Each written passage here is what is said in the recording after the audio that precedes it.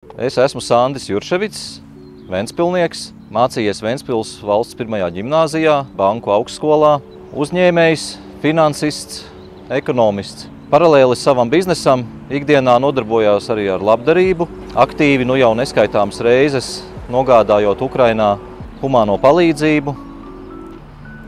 Ventspils ir manas mājas, tā man ir ļoti mīļa pilsēta. Manuprāt, tā ir skaistākā pilsēta pasaulē.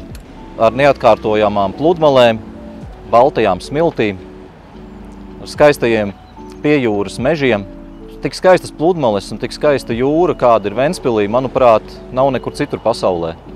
Ventspilnieki var būt lepni ar neatkārtojamām pludmalēm, baltajām smiltīm, ar skaistiem piejūras mežiem, ar to neatkārtojamo auru, kāda pilsētā, tāda ir tikai Ventspilī. Es to neesmu redzējis nekur citur pasaulē.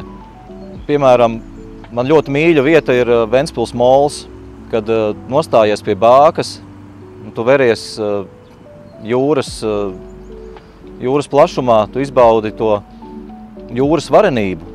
Un te pašā laikā tu apgriezies otrādi un paskaties pilsētas virzienā, veries pilsētas laternās, un tu redzi to siltumu, to mīļumu, ko pilsēta dod.